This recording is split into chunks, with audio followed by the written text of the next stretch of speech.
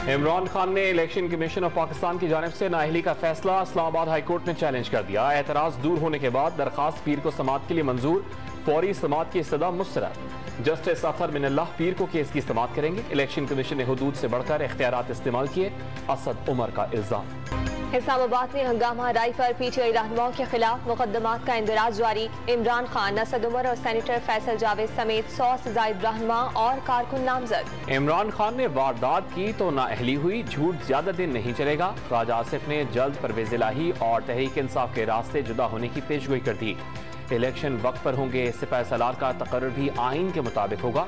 वजीर दिफा ने फैटिफ की ग्रे लिस्ट से निकलने में आर्मी चीफ के किरदार को करीबी करार दी। इलेक्शन कमीशन का फैसला अवाम ने मुस्तरद कर दिया। पाकिस्तान को कमजोर करने के लिए कौमी लीडर को सियासी दायरे से अलग करने की साजिश की गई, फवाद चौधरी का इल्जाम।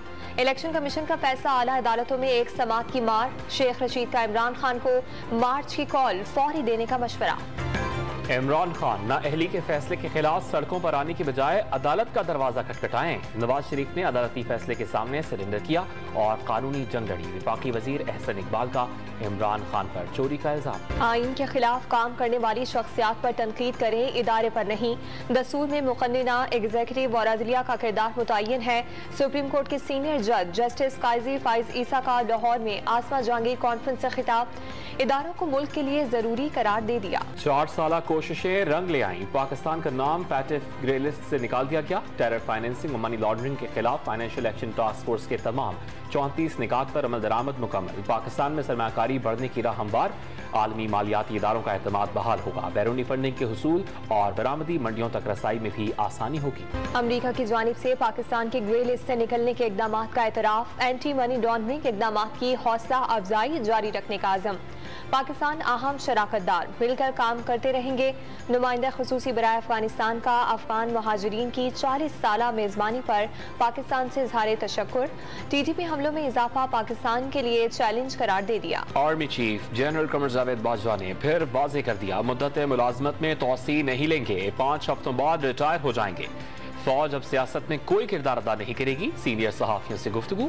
अमन इस्तेहकाम सिर्फ कानून की हुक्मरानी और रियासत की रेट कायम करने से हासिल हो सकता है। सिपाही सलार का 24वीं नेशनल सिक्योरिटी वर्कशॉप से खिताब। जामिया कराची के तलबा का बड़ा कारनामा सामने आ गया। तलबा ने तवील तहकीक के बाद कुदरती अज्जा से तैयार करदा ग़िज़ा मुतारिफ करा दी। सेहत बख्श और जायके से भरपूर ग़िज़ा सिर्फ 35 रुपए में दस्तियाब। तलबा को सैलाब मुतासरीन का ग़िज़ाई क़िल्लत का मसला हल होने की उम्मीद। डेविन कॉनवे के देमार 4.5 T20 वर्ल्ड कप के पहले मैच में कीवी बल्लेबाजों ने ऑस्ट्रेलियाई बॉलर्स का भुरकस निकाल दिया। 201 रन के ताकुब में ऑस्ट्रेलिया की बैटिंग लाइन मुश्किलात का शिकार। ICC T20 वर्ल्ड कप का सबसे बड़ा मैच। पाकिस्तान और भारत की टीमें कल मेलबर्न में आमने सामने होंगी। मौसम बेहतर होने से बारिश के इम्कानात में नुमाया कमी। हाई वोल्टेज टाकरे के लिए MCG की तमाम 1 लाख से ज़ायद टिकट्स फरोख्त। बाबर 11 का बड़े मौके से कबल इंडोर ट्रेनिंग सेशन। फिटनेस मसाइल का शिकार फखर जमान कल के मैच में शामिल नहीं होंगे। रिजवान, शान मसूद, हैदर अली, इफ्तिखार अहमद और शाहीन शाफरीदी मैदान में उतरेंगे।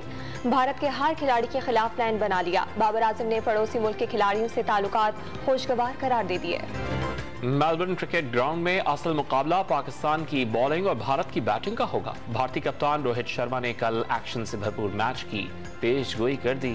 बरतानिया में वजीर आजम के उम्मीदवार रशीद सनेक ने मतलूबा 103 अरकान पार्लियामेंट की हिमायत हासिल कर ली। सनेक 6 हफ्ते कबल पार्टी की क़यादत के लिए होने वाले इंतखाबात में लिस्ट्रस से हारे। नए वजीर आजम का इंतखाब 1 हफ्ते में मुतवक्किल।